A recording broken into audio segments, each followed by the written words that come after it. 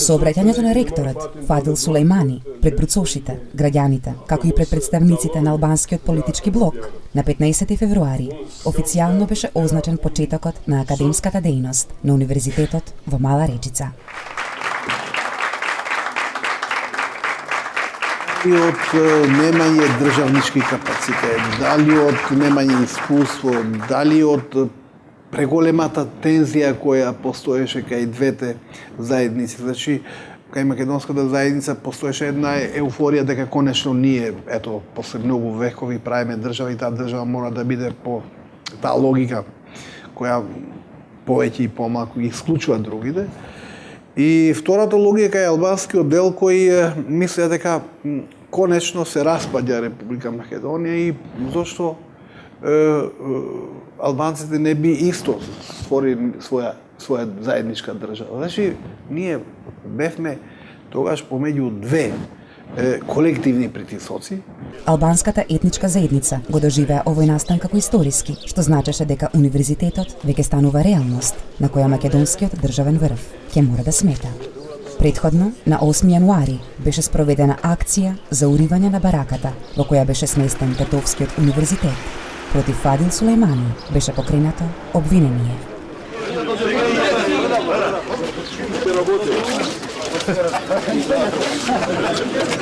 Да onda zajednički da работиме. Да нас браните, а не да нас нападате. Ако сте за то, onda треба да вас фалимо. Ali mislim da ne za to. Ja mislim дека треба да не фали. Pa da. Onda izvolite ono. Извршуваме нивните наредбите, да. Наредби и така. Ali mi imamo moralnu obligaciju prema ovom narodu. 600 studenata, mladi ljudi, treba da se obrazuje, da uče, jer to je u šteti države. Ако влегемо тука и учимо. Тогаш се одеше на нешто што е по-максимално или условно кажано по-радикално од тоа што е педагошки факултет и веќе се одеше со елаборат, односно со основање на универзитет Тетовски. Сега вака, ја мислам дека не е убаво ни за нас, ни за народот, ни за другите да се... Да, али ви сте криви, ви стварате ове гужбе овде. Не, буквално не може да Ви оставите нас на миром, да радимо нормално, неќе да се дешава ништо овде. Видите што е реалност. Јас сум увек искрен. Ако полиција доваѓа и сутра овде, јер су да починемо са економском и правном факултетом, тука ќе биде, ако не више 100.000 граѓана да нас брани. Ја имам моралну обавезу да учим о младино, да васпитавам и тражим одбрану. Овај народ мора да ми брани да ја радим слободно, нормално у просторијама. Морам да радим. Сега, за сега...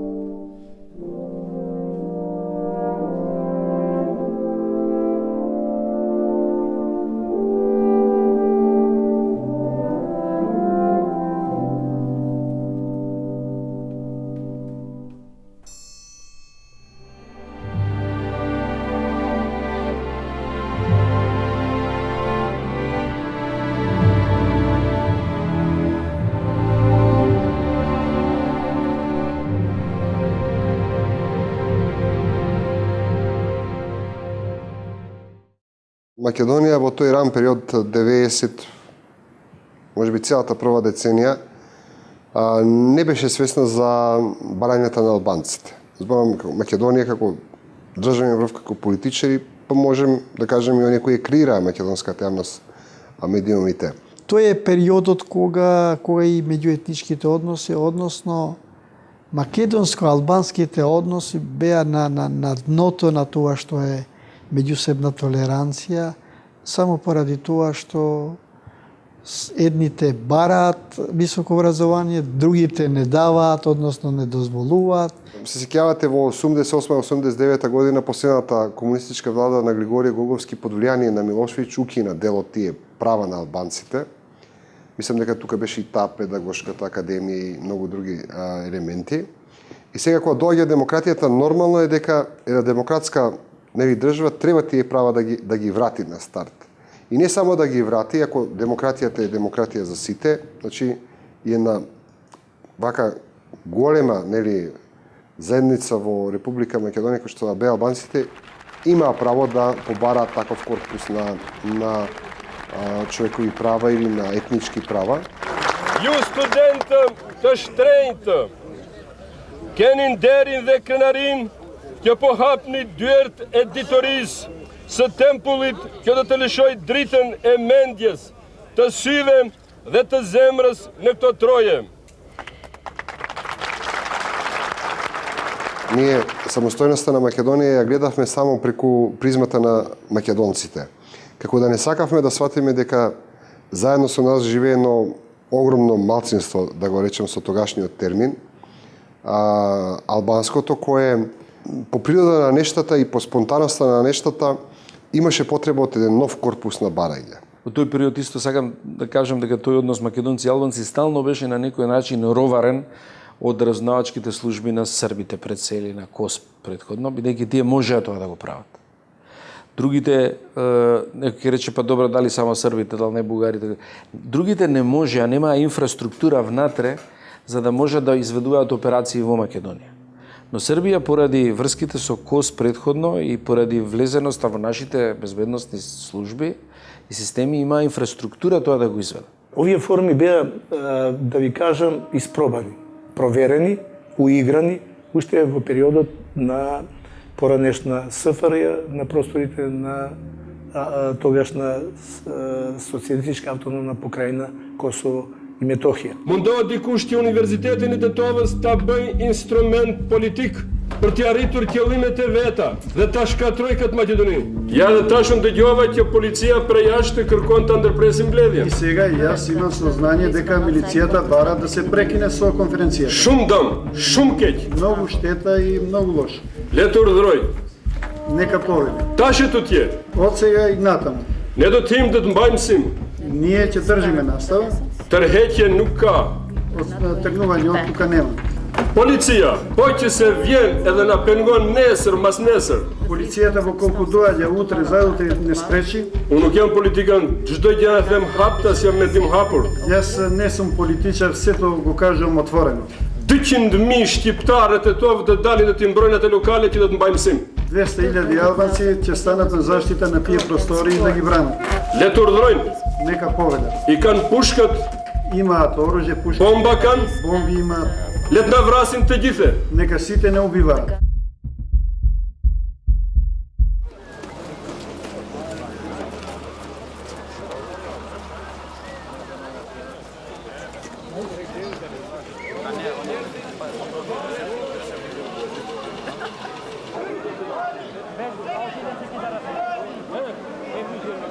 Вие ќе се сетите, Фадил Сулејмани ја провоцираше државата, неговите ставови не беа врзани за интересот за високо образование, туку беа насочени кон тоа да покаже дека нема македонска држава која може да го спречи да направи било што. Ситуацијата ескалираше на 17 февруари со избувнувањето на судилите со полицијата во Мала Речица и Порој, при што загина еден граѓанин од албанската етничка заедница, а 20 лица беа повредени.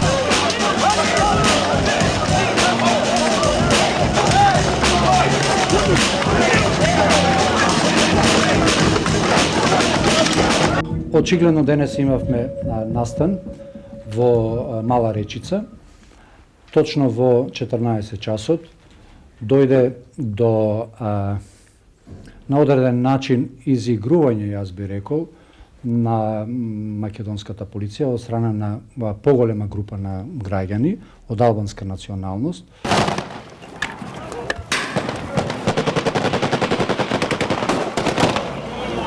Ајде натаму, да потиснем и натаму.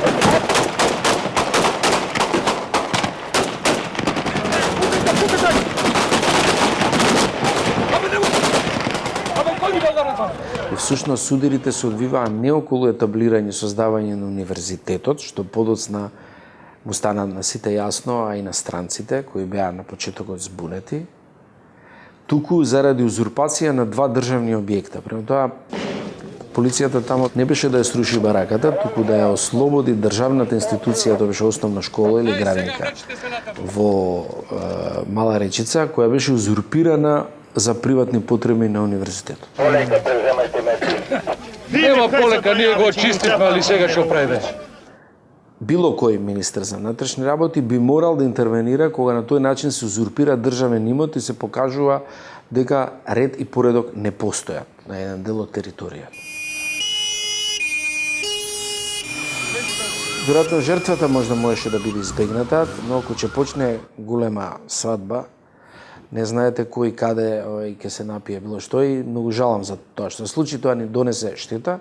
Да ве подсетам исто така дека кога истиот тој универзитет се префрли во приватни згради, никој не го чачкаше. Немаше тогаш полициска интервенција, немаше зашто да биде. Но во овој случај, ако ние не интервениравме, тогаш пораката ќе беше до сите граѓани на Македонија дека секој може што сака во секој момент да направи на државен имот. И дека практично ни држава, ни процедури за создавање на државен или приватен универзитет не постојат. Туку дека постои само сила на група луѓе кои се доволно безобразни да ја предизвикаат државата и да ги жртвуваат своите луѓе за тоа. Јавниот обвинител, постапувајќи по кривичната пријава на Министерството за внатрешни работи, покрена барање за спроведување на истрага и одредување на мерката притвор против сите окривени и тоа против лицето Фадил Сулеймани и Милај Фези за постоење на основано сомнение дека сториле кривично дело повикување на отпор по член 206 став 2 од Кривичниот закон на Македонија. Во ниеден момент ние не сме добиле негативен рапорт од странските служби околу тоа. Многу чудно.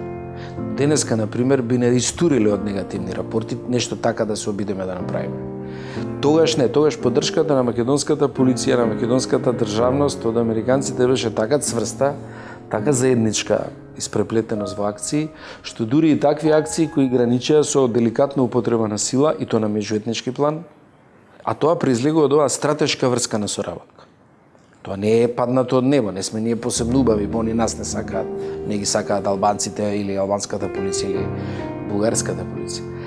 Ние ќе се залагаме сите спорни прашања да ги разрешуваме низ институциите на системот и секое действување на било каква институција да биде во рамките на законите и нормативата во Република Македонија. И македонско-грчкото прашање продолжува. Помошникот државен секретар Ричард Холбрук на почетокот од годината престојува во Атина и Охрид, инсистирајќи на директни преговори на двете земји за билатералните односи и за спорот со името. Македонија прифаќа такви преговори, Грција ги одбива. The United States is announcing simultaneously in Skopje, Washington, and Athens that Greece and the former Yugoslav Republic of Macedonia have decided to send their foreign ministers to New York next week to conclude an agreement which takes the first important steps to establishing the basis for friendly relations between these two neighbors. По неколку ургирања, кон крајот на март, грчкиот министер Каролос Папулјас потврдува дека билатералните разговори ќе започнат во април во Њу Јорк, а во јуни премиерот Папандреу изјавува дека до билатерална спогодба за нормализација на односите може да се смета веќе пред есента 1995 година. Во меѓувреме, Македонија развива широка надворешно политичка и дипломатска активност. Председателот Глигоров присуствува на Светската социјална конференција, која започнува на 10 март. При тоа, посебно се одбележани средбите со председателите на Турција, Украина, Јужна Африка, Романија, како и со председателот на Европската комисија, Жак Сантер. По повод деновите на Свети Кирил во Рим и Ватикан, на 24 и 25 мај, највисока македонска делегација остварува средби со италијанскиот председател Оскар Луиджи Скалфаро и со неговата светост, папата Јован Павле II. Претходно, со Ватикан се веќе воспоставени дипломатски односи. Двете држави, Италија и Ватикан, го поддржуваат процесот на признавање на Македонија. До гледање, иначе е добро. Веќе на 26 мај во Рим, Глигоров и Црвенковски се сретнуваат со посредниците Венс и Нимиц и разговараат за обнова на преговарачкиот процес. Дипломатската активност на Македонија во процесот на признавање на независноста продолжува. Во средината на април, во посета на Скопје, доаѓа германскиот министер за надворешни работи Клаус Кинкел. Се водат разговори за билатералните односи, но и за германската поддршка во спорот за името. Кон крајот на јуни, председателот Глигоров во Париз говори во собранието на Западноевропската унија, а се сретнува и со францускиот председател Жак Ширак. Македонија е третирана достојно како член на антифашистичката коалиција од Втората светска војна, чии земји го одбележуваат 50 годишниот јубилеј од крајот на војната и победата над фашизмот. Председателот Глигоров учествува на централните прослави и паради во Лондон, Париз и Москва. Оваа активност на Македонија во Грција предизвикува бран на незадоволство и нови обвинувања за наводен експанзионизам. Зајакнатата македонска надворешно-политичка активност доведува до добри резултати. До есента 95-та година, Републиката воспоставува дипломатски односи со речиси 60 држави и влегува во сите агенции од системот на Организацијата на Обединетите нации.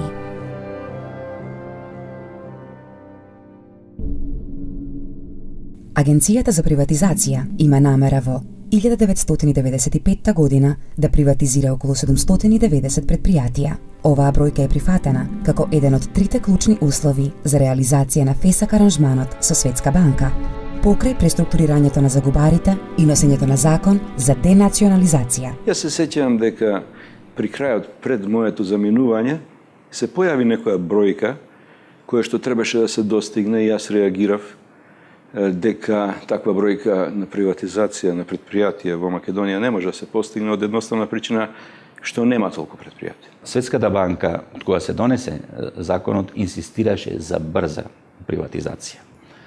Тоа беше по мене исто така една од грешките, затоа што имаме рокови до кога одреден број на предпријатија да се приватизираат. Значи имаше некои преко паралелни цифри, бројки кои што се договараа надвор од моето знаење и на крај се договоривме со Светската банка која е вистинската бројка и кои се вистинските можности на агенцијата.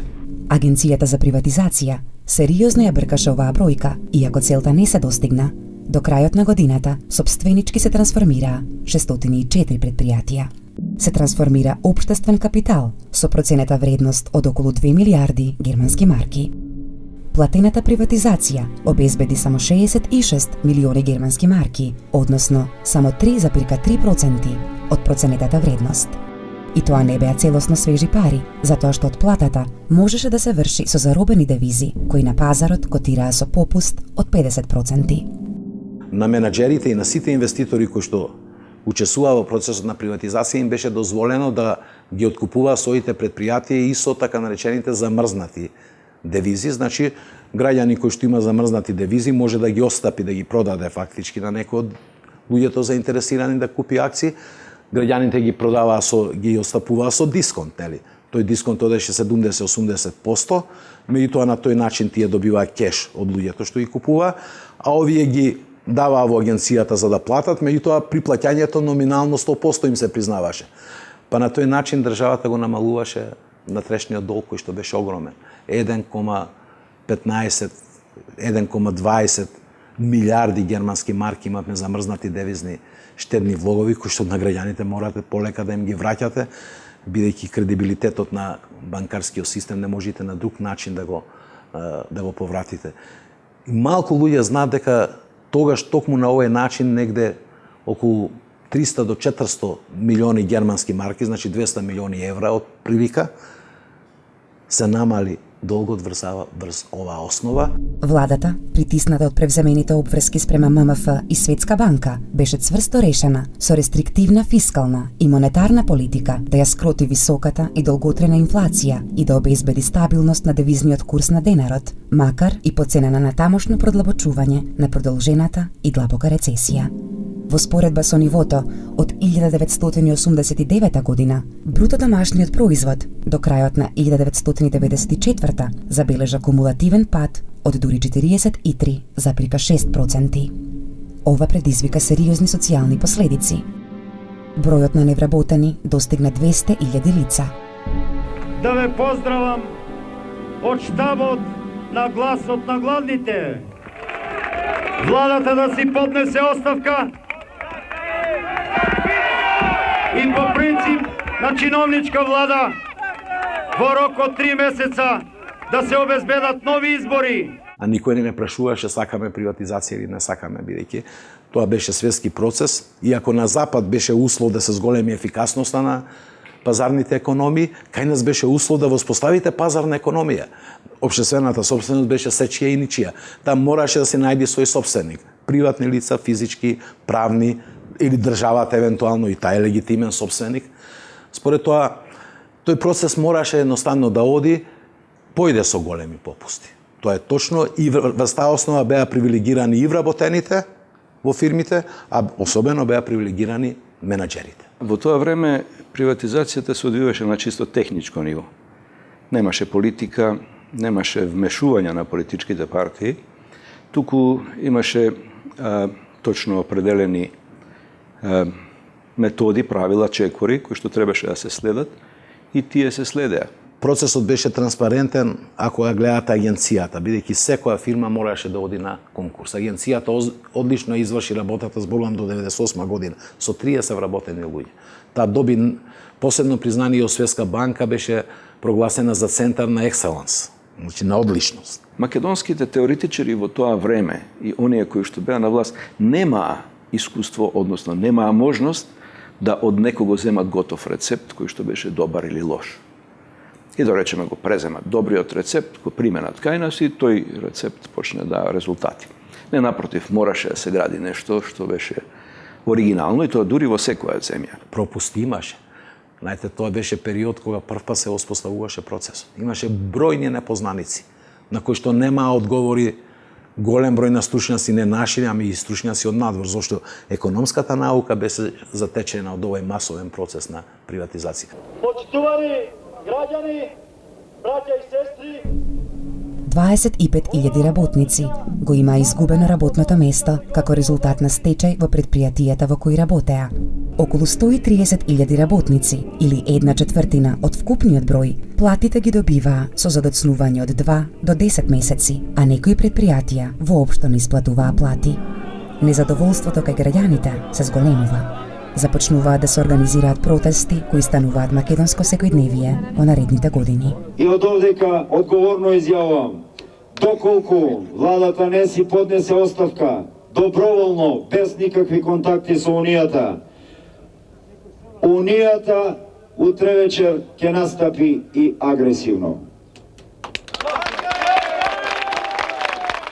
Благодариме.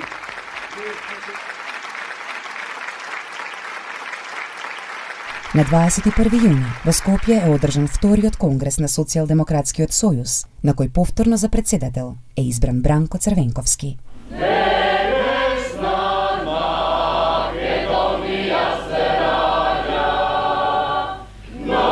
Две недели подоцна, во Кичево се одржува вториот конгрес на ВМРО ДПМН. Го отварам 10-тиот редовен конгрес на ВМРО ДПМН. Апсолутно сметам дека тој е клучен, затоа што ние до 94-5 година едноставно бевме навистина строго идеолошка партија. Само идеологијата не интересираше, можеби таа и погрешно многу пати, меѓутоа тоа е она што го сметаме, нели? Благодарам на сите. Тогаш во 95 година веќе кажавме дека ние сакаме дефинитивно да ја освоиме власта. Премногу ја гледавме политиката на чист начин, ја поврзувавме со нашите идеали, а го изгубивме чувството за политичка прагма. Она што е во основата на секоја политичка партија, а тоа е да биде на власт или да учествува во власта. Ја направивме тоа пригрупирање, ја направивме новата филозофија на партијата и сметам дека резултатите тој конгрес го донесе резултатот од 98 година. Денеска можеме да зборуваме повторно за една силна, цврста, расширена партија како што беше на самиот почеток. ВМРО-ДПМН од тоа време беше партија која немаше ни еден медиум за себе, немаше ниту парламентарна присуство. Тоа беше една вонпарламентарна партија, меѓутоа со многу сила, со многу енергија. За председател повторно се избира Љупчо Ѓоргиевски. Предходно, во април, во Тетово, се регистрира ПДПА, Партијата за демократски просперитет на албанците. Подоцна пререгистрирана како ДПА на чело со Арбен Џафери.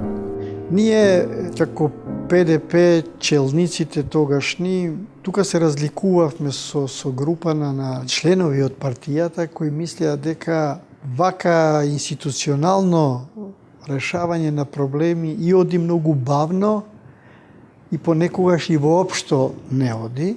Под пластот на тоа дека партијата за демократски просперитет наводно е структура продадена за власта и ги има занемарен интерес на граѓаните, се правеше друга партија која се покаже и понатаму, чија цел очигледно беше оно само власта. Почна ослабнувањето на ПДП како политичка партија, затоа што се појави првата фракција која премина во партија и после тоа веќе ПДП не ја имаше таа сила политичка за промени, за еден подинамичен од во решавање на проблемите низ институциите.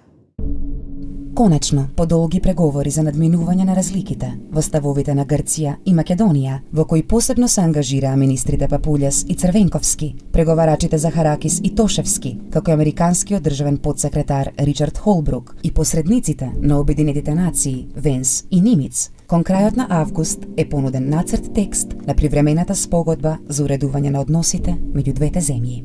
Треба да се има во предвид во кој период дојде до подпишувањето на времената спогодба.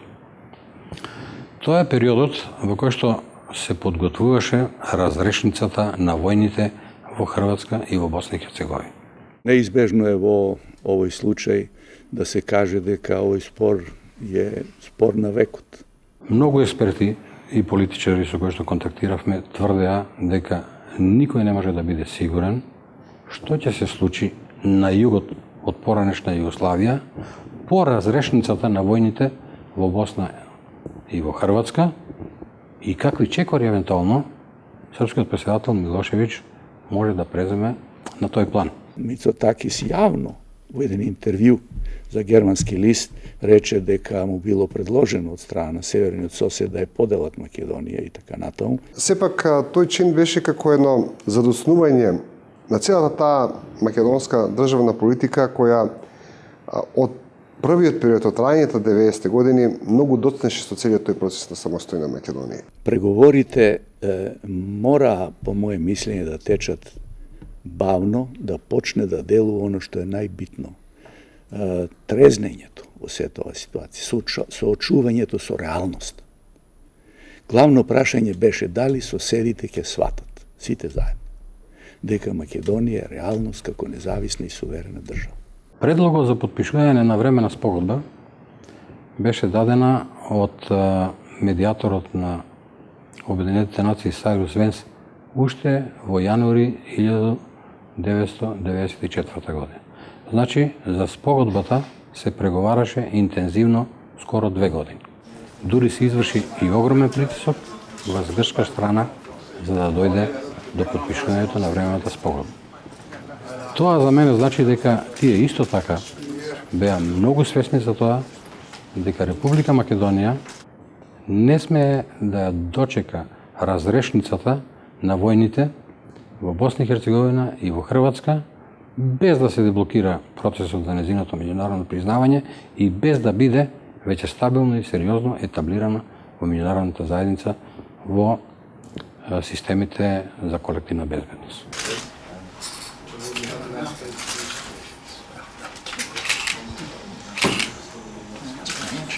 На американците им пукна филмот и едноставно седна, Холбрук срочи еден документ и ни го ставија на маса. Ние моравме да го прифатиме. Грците се обидоа малку да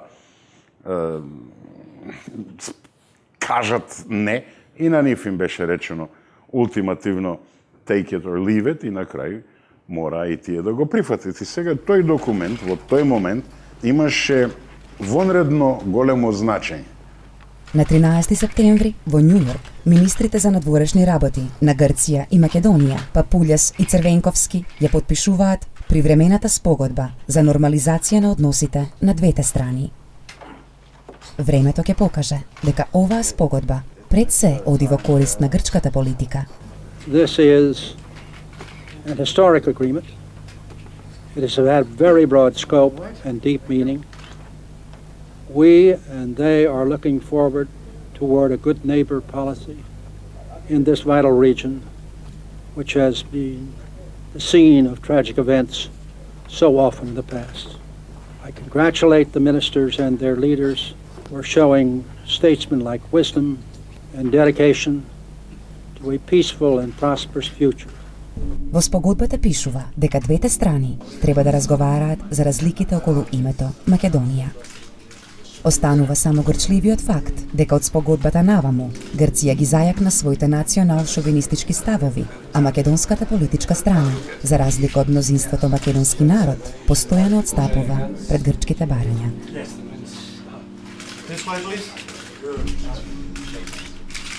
По моje мислење, решавањето на овој спор и отварањето врати за пријателски односи и соработка со Грција е можеби клучниот или пресвртниот факт кој дефинитивно после договорот со Југославија за меѓусебно гарантирање на границите Македонија ќе конституира во рамките на Балканот како признаена независна држава, а во рамките на Европа и светот и се отворат вратите да влезе во сите можни асоциации. Во текстот на спогодбата не се споменуваат имињата на државите, туку само првата и втората страна. Во неја се вели, првата страна се обврзува да ја признае втората страна како независна и суверена држава, а по кратко време да воспостават дипломатски односи со конечна цел тоа да се односи на амбасадорско ниво, а веднаш, кога е тоа можно, во двата главни града да отворат канцеларии за врски. Заедничката граница се потврдува како трајна и непроменлива. Двете страни се согласуваат да ги продолжат преговорите за името на втората страна, според резолуциите, посредништвото и мандатот определен од Организацијата на Обединетите нации. Втората страна изјавува дека ниту еден од членовите на нејзиниот устав не можат да се толкуваат како таа да има територијални претензии или мешање во внатрешните работи на првата страна во заштита на некои лица или туѓи државјани. Со ова, Македонија практично се откажува од своето малцинство во Република Грција. Во член 7 од спогодбата, втората страна се обврзува да престане да го користи символот содржан на незиното знаме, што значи промена на уставот и на знамето. Македонија се откаже и од своето знаме, а Грција требаше да прекине со ембаргото кон нашата земја, нешто што и онака ќе се случеше, затоа што Европската заедница веќе и се закани на Грција со тужба. Како што рековме, компромисите мора да бидат од две страни, не може да биде само од една страна. Некои викаат, дури сериозни аналитичари, видите го колку е паметен овој Кирил Григоров, го стави знамето уште од почетокот за да може да го смени после и да тоа биде нашиот компромис. Тоа беше еден од адутите, така да кажем, во таа полемика која имаше известни ефекти од страна на Грција пред западните партнери, дека тоа е намерно направено за да имаме со што да се трампиме. Па за да не се свати така, ние името го ставивме на страна, од иначе требаше тоа да се трампи за... Ние бевме против, затоа што сметаме дека со тоа се наруши нели едно од основното право на Македонија, тоа е нели името на земјата. Тогаш како опозиционери таа спогодба ја оценивме како предавнички чин. Сметавме дека е недозволиво да се потпише такво нешто. Тоа е неправедна спогодба. И воопшто целокупниот процес на некој да бара од вас да го минувате името, да го минувате уставот и сите останати елементи, за да може да ви дозволи да функционирате, тоа е голема неправда. Спогодбата беше за нас многу важна, историски чин во еден дел, затоа што конечно Грција сведовме на партнер, претходно не ни беше партнер, него беше една арогантна балканска држава која не подценува и всушност само не казнува со една агресивна политика. Отпадна ефектите на кои се сметаше претходно од Букурешкиот мировен договор 1913 година, според кој Македонија беше и поделена на трите земји. Кога трите земји не признаа 1995 година и воспоставија дипломатски или полудипломатски односи, отпадна стравот и неизвестноста дека можеме да се вратиме на статусот кој бил определен 1913 година со тој Букурешки мир и тоа беше исклучително значајно. First of all, let me say that I am delighted to be joined here by the Foreign Minister of the former Yugoslav Republic of Macedonia and the Ambassador of Greece to formally congratulate these two countries on the agreement they signed yesterday in New York, agreeing to normalize their relations. Истиот ден на подпишувањето на спогодбата, на 13 септември вечерта, председателот на САД, Бил Клинтон, и председателот Глигоров разменуваат пораки со кои двете земји воспоставуваат дипломатски односи. And for these two countries to work out their long-standing differences and look forward to relationships of permanent peace and commerce and accord with one another is an enormous step forward in our attempts to find a comprehensive peace in the Balkans. Длабоко сум убеден, времето ќе покаже дека овој чин може да стане пресвртен настан за иднината на Балкан. За кратко време потоа беа отворени канцеларии за врски во Атина и во Скопје. И таа за Република Македонија е еден од мегнисите кои што на некој начин економски ја ослободи Македонија од стегите кои што ги имавме дотогаш и на некој начин почна да пулсира Македонија во делот на економијата и вие знаете дека после тој период Македонија за прв пат, значи после осамостојувањето, почна да бележи стапки на пораст на бруто домашниот производ. И Република Македонија интензивно продолжи со процесот на меѓународно признавање, со целосното етаблирање во меѓународната заедница, со членството во колективните системи за безбедност и со членството во меѓународните финансиски и трговски организации, да не зборувам за членството во сите спортски организации, асоциации и така натаму. Може да мислите ако не беше тоа така, ако не беше спогодбата, јас ќе ви кажам и како потпредседател на собраниот првиот состав и понатаму како председател на собранието.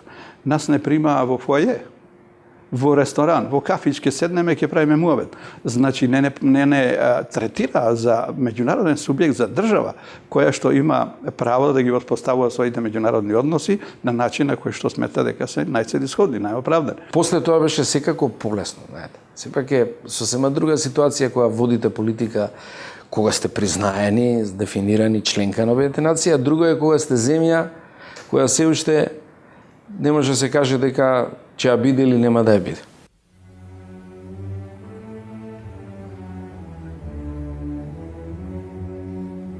На 27 септември 1995 година Македонија под референтното име од Обединетите нации е примена за полноправна членка на Советот на Европа, како што свечено ќе се потврди во почетокот на ноември. Советот на Европа е клучна институција за заштита на човековите права на секоја индивидуа. А ако тие се грижат за човековите права на секоја индивидуа, не може да игнорираат правото на еден народ, како што е македонскиот. Бидејќи се ова што се случува околу името де факто негација на македонскиот народ.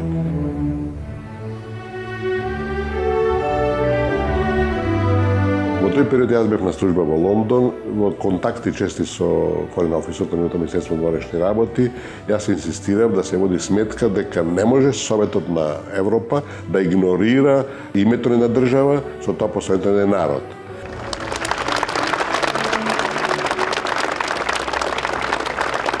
Меѓутоа, нивниот став беше дека е тешко во една таква ситуација да се менува она што беше постигнато во 90-та година како референца, бидејќи истите тие земји кои наметнаа де факто референцата одлучуваат и во Страсбург, нели така? The people of the Republic of Macedonia had two long-lasting dreams: to achieve independence and to build a democratic country. And this event today is a great encouragement for us to continue on this road.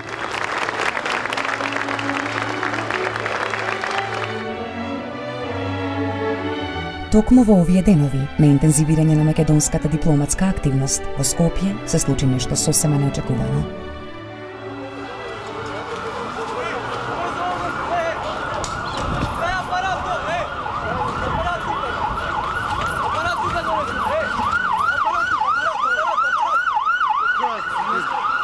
На 3 октомври, нешто по 9 часот изутрина, од центарот на Скопје е извршен атентат на председателот Киро Глигоров.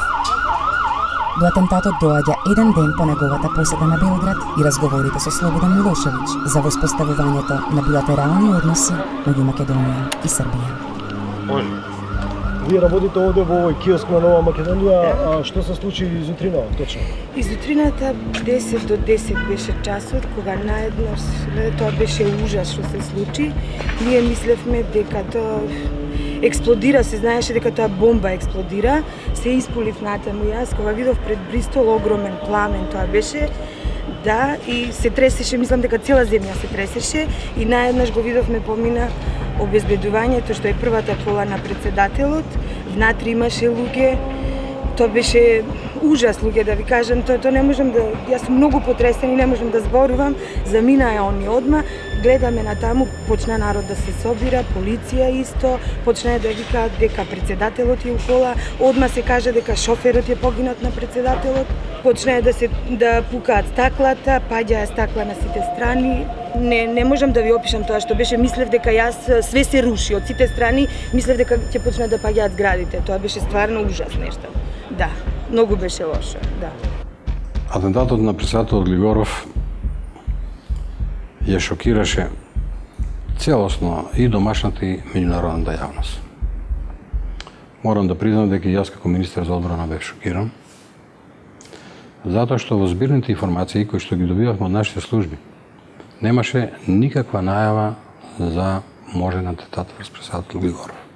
По кратко време лекарскиот тим не информира дека здравствената состојба на председателот Глигоров се влошува. Вечерта на едно советување на еден конзилиум, колку што знам, лекарите констатирале дека председателот не е во таква состојба да може да биде транспортиран надвор од земјата и да се изврши потребниот зафат и дека било донесена одлука дека тоа ќе мора да се направи во земјата. Како што е познато, тој зафат го направи меѓународен тим под раководство на професор Јовица Угриновски многу успешно и председателот Глигоров почна набрзо да закрепнува. Како што јавноста веќе е информирана преку званичното соопштение од Министерството, направена е хирушка интервенција, отстранети се последиците од претрпените повреди. Господинот председател има стабилни витални функции, се преземаат сите мерки на одржување и сите други потребни и неопходни мерки медицински. Се надеваме дека се ќе се заврши добро.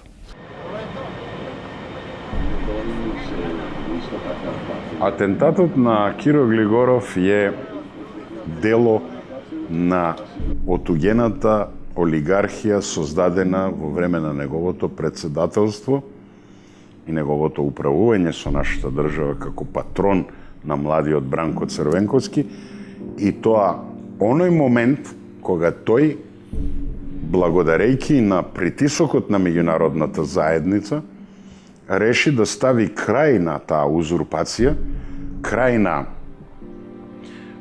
шверцот, црноберзијанството, и да му каже на Милошевиќ дека заврши неговата, како да кажем, улога во оспорувањето, односно успорувањето на изградбата на македонската држава. Тогаш се дадоа првите оцени дека Македонија заради својата специфична меѓународна позиција, па и внатрешни односи е подложна апсолутно на корупција, на нелегални економски односи и размена со соседите, особено со Србија, дека со многу агрегати од економијата раководи мафијата која има големи интереси во шверцо, да кажеме, со енергенси, нафта, цигари. Кога Глигоров рече доста за ова, значи ова невидено злоупотребување на трагедијата на муслиманите, на хрватите, на србите, на словенците и на сите,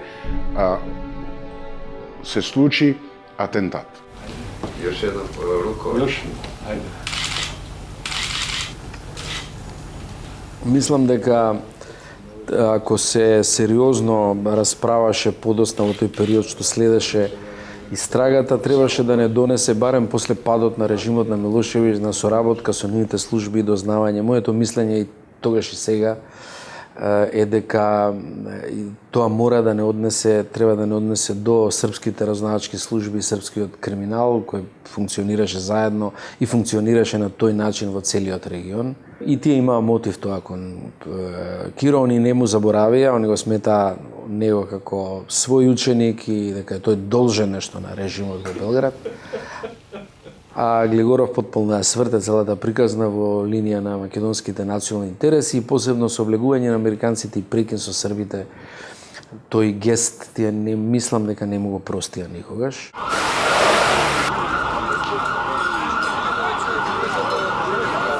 Целта не беше ниту во еден момент Киро Глигоров да биде убиен. Тој беше тешко ранет заради погрешна проценка на металот во автомобилот кај што беше ставен експлозивот. Меѓутоа сум разговарал и истражува. Експерти за експлозиви, некои од нив дури побегнаа од државата за да не исчезнат мистериозно како некои сведоци, ме уверуваа кога поставуваш експлозив и ако веќе си се дал на работа со песок да го ограничиш, за да го насочиш во еден правец, ако сакаш да убиеш, во експлозивното полнење тураш шрапнел. Шрафови, клинци, лагери, се што лета и што може да се распрсне наоколу. Во експлозијата на Амито, во атентатот врз председателот Глигоров, немаше шрапнел. Тој и неговиот возач настрадуваат заради тоа што железот, лимот, плехот на Амито, стар модел, кородиран, се распарчува и парче го погодува председателот и го убива неговиот возач, а не експлозивни шрапнели. Зашто го велам ова? Заради тоа што ако ти навистина сакаш преку атентат, како што се тврдеше дека е тогаш некое терористичко движење, да го искористиш теророт во политички сврхи, тогаш ти не само што ќе губиеш председателот, бидејќи поставуваш експлозив, туку уште 50 на други луѓе, бидејќи шрапнелот ќе се разлета на сите страни. Ние имавме возачот настрадан од железо, парче железо го повреди председателот и еден минувач изгоре. Значи, на него немаше перфорации на телото од парчиња проектили, туку изгоре. Според тоа, атентатот врз Киро Глигоров беше да го исплаши, во што успеа, да престане да бара расчистување со октоподот, да не бара повторување на изборите, односно предвремени избори, бидејќи тој парламент со една партија не функционираше, ме разбирате, да престане председателот Глигоров да биде совеста, фала Богу му дојде умот, па во тоа време тој навистина беше совест на оваа држава и да бара да се воведе Македонија во некакви си регуларни демократски односи. Истрагата во врска со атентатот на председател на Републиката, господинот Киро Глигоров, беше водена од почетокот и организирана практично во два нивоа. Првото ниво е криминолошко оперативна експертиза, така да ја наречеме, а тоа значи практично максимално возможно стручно покривање на сите траги, односно сите докази од местото на настанот и од очевидците кои можат да посочат на сериозни траги до можните сторители. Тоа не можете меѓутоа да го направите без поддршка на некакви структури полициски во Македонија. Тоа не се изведува таа операција само од надвор. А единствени кои имаат таква позиција се коси србите. Нема други кои можат да имаат позиција во македонските разузнавачки служби на тој начин и затоа таа врска по мое мислење е од највисок степен на веројатност. И сега спекулирам и сега не можам да тврдам, меѓутоа јас сум убеден во тоа.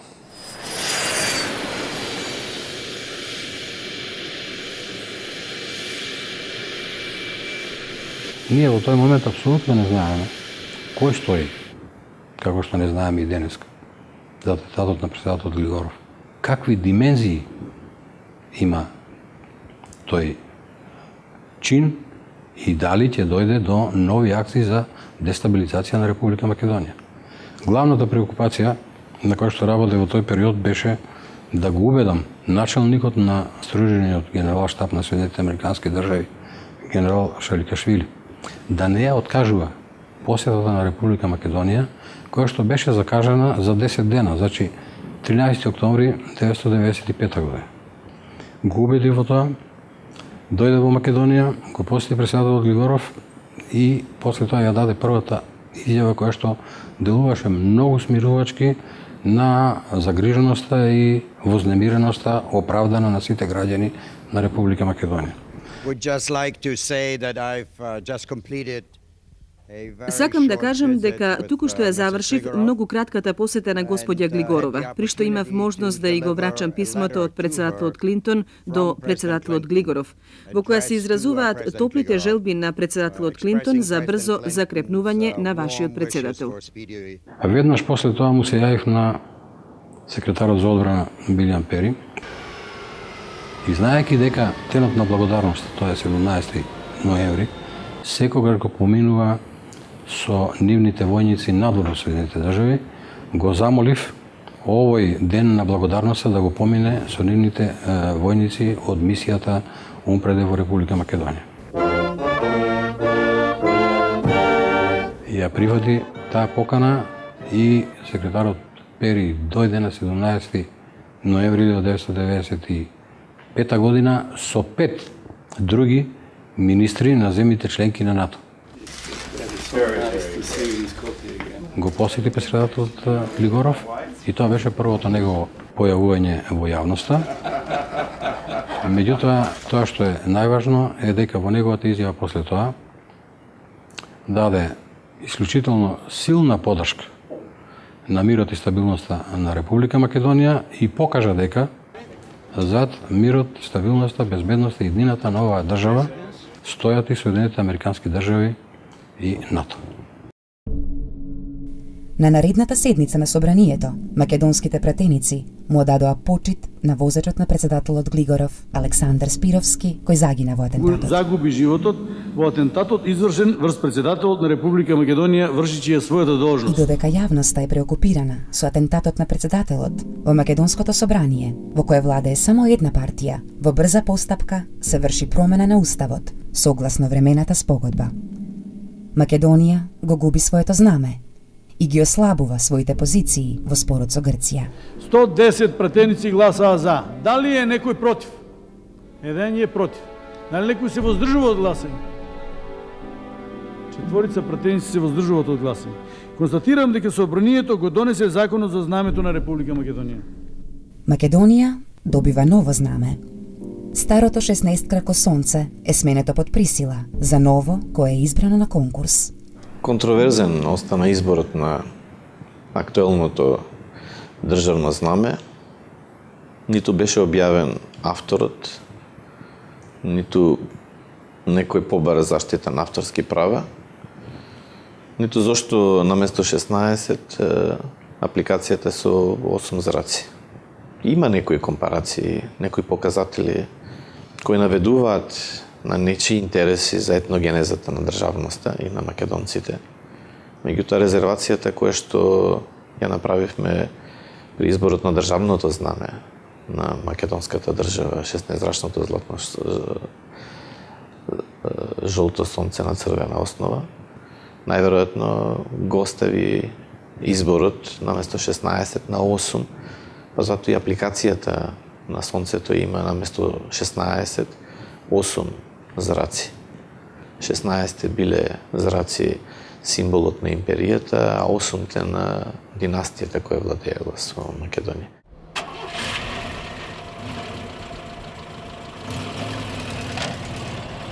На 9 октомври, Собранието на Република Македонија ја ратификува спогодбата. На 15 октомври, Грција го укинува ембаргото кон Македонија. Имавме ние проблеми со атрибутите на државата, пасошите, патувањето, но и тоа се регулираше на еден комичен, типично балкански начин. Патувавме наместо со документи на држава, чишто сме граѓани, ние патувавме во Грција со ливчиња хартија, на кој удираа печати, па после ни лепеа визи. И сега оттаму кој ќе тргнете надолу, се друго функционира. Размената на стоки, размената на пари, размената на луѓе со сите овие засечки е сепак голема. Грција веќе 4-та година ги блокираше сите тие процеси, дека Република Македонија како резултат на тоа во моментот кој беше потребна јасна перспектива, мир, стабилност и безбедност, остана надвор од сите меѓународни организации и асоциации и посебно од колективните системи за безбедност, каде што сигурно најважно место има ОПСЕ, дека Република Грција со таа блокада веќе 2 години не држеше пред вратите на партнерство за мир, со што го изгубивме чекорот за остварувањето на еден од најважните стратешки проекти на Република Македонија, членството во НАТО, и дека Република Грција со таа блокада не држеше надвор и од економските асоциации и структури, кои што беа исклучително важни пак за економскиот развој на државата.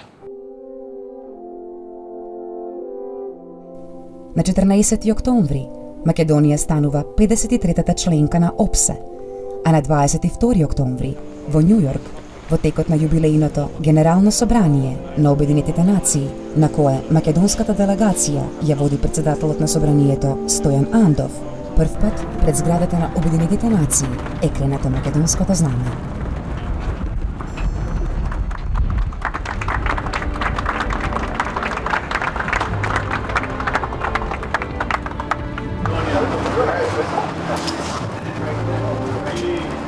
Поздравувам сите граѓани на Република Македонија. Ово е момент на нашата гордост, кога намето на Република Македонија почнува да се вее меѓу сите знамија на сите земји членки на Организацијата на Обединетите нации. The Assembly will now hear an address by His Excellency Mr. Stojan Andov, Acting President of the former Yugoslav Republic of Macedonia. Во оваа прилика сакам во името на граѓаните на Република Македонија да изразам искрена благодарност за поддршката и симпатиите што представниците на Организацијата на Обединетите нации и бројните државници и ја изразуваат на Република Македонија во овие чувствителни моменти. Република Македонија и денес е подготвена за целосно и активно учество и придонес во работата на Организацијата на Обединетите нации. Со надеж дека токму врз основа на повелбата на Обединетите нации конечно ќе го оствари своето право Организацијата да се обраќа со нејзиното уставно име Република Македонија и дека активно ќе биде помогната во надминувањето на штетите од санкциите и блокадите. Благодарам.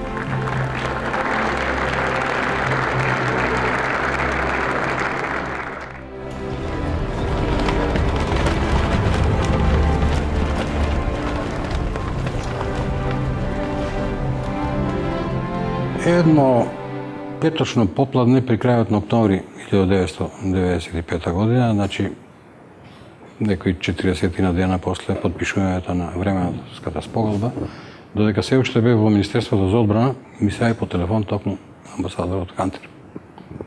И со неколку збора ми кажа дека постојаниот совет на амбасадори во НАТО е овластен да носи одлуки меѓу два самити. Ако вие, господине министре, до понеделник на маса ми ги доставите апликационите документи за членство во партнерството за мир, на првата наредна седница постојаниот совет ја донесе таа одлука. Јас нормално се израдував и без размислување му ветив, господине амбасадоре, вие до понеделник за некој одредено време ќе ги имате двата акти апликациони на вашата маса. После тоа, кога го собрав потесниот кабинет, разбрав дека Министерството за одбрана не ги подготвило тие акти, заради тоа што сметало дека не е дојдено време од кога Грција, уште во февруари 1994 година, значи скоро 2 години пред тоа, апсолутно ја блокираше нашето барање за членство во иницијативата Партнерство за мир. Во тој момент во глава им дојде да пробам да воспоставам контакт со амбасадорите на земјите членки на Партнерството за мир.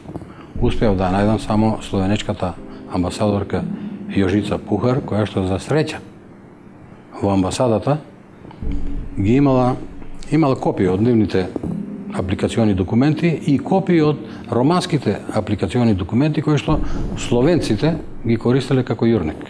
Ми ги испрати веднаш документите, се затворивме потесниот кабинет 2 дена и 2 ноќи и успеавме до неделата вечер да ги подготвиме двата акти, да ги дадеме на подпис на председателот, на премиерот и да ги испратиме во седиштето на НАТО на рака на амбасадор Хантер.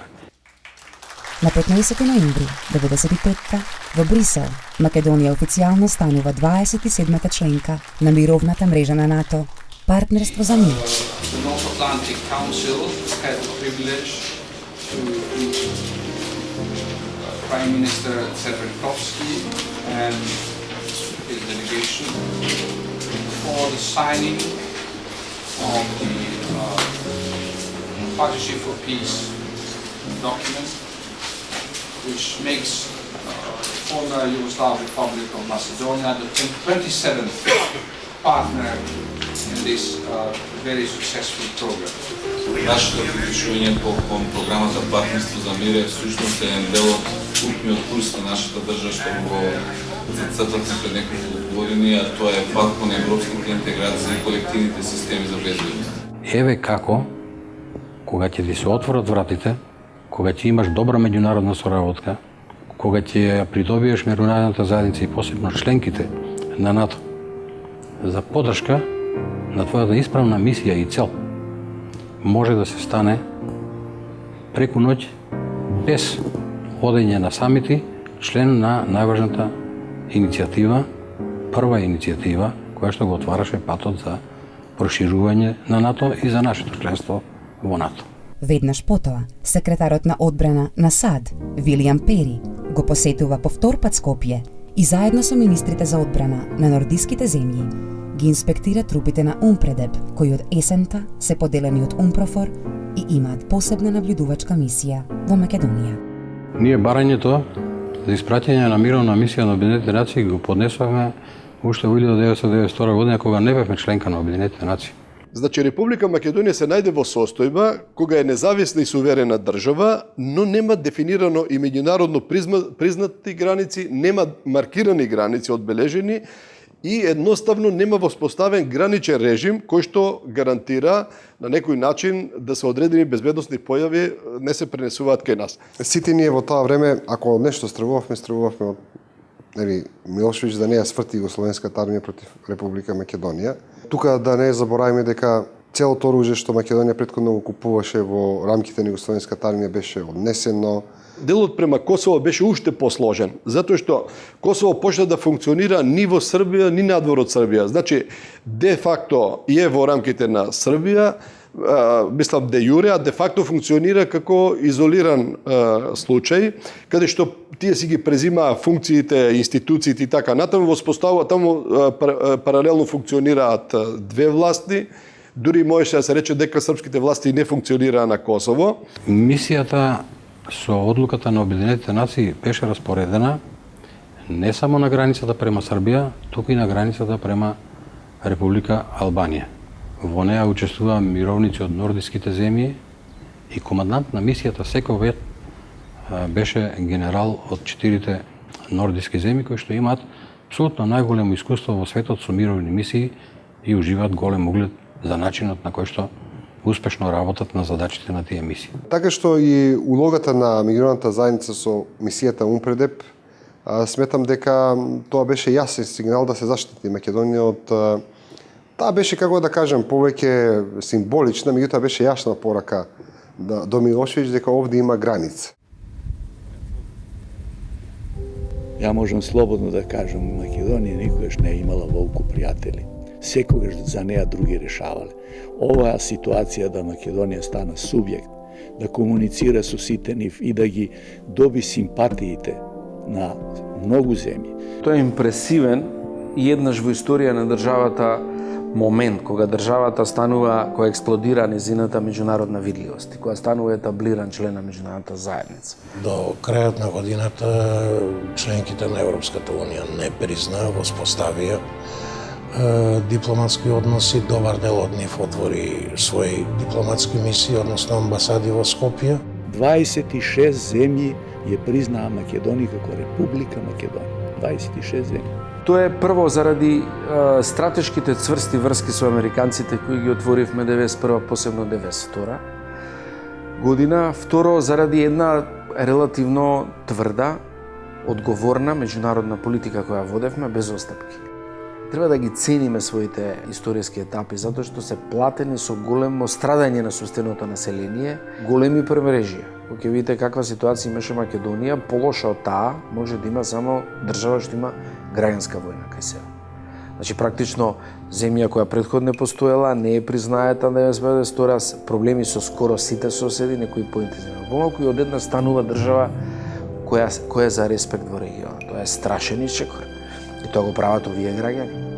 Не го прават некои други луѓе. И честитки во таа смисла на таква една, сега кога гледам тоа без никакви врски со тоа дали јас сум учествувал во тоа или не, тоа е импресивен резултат на нацијата.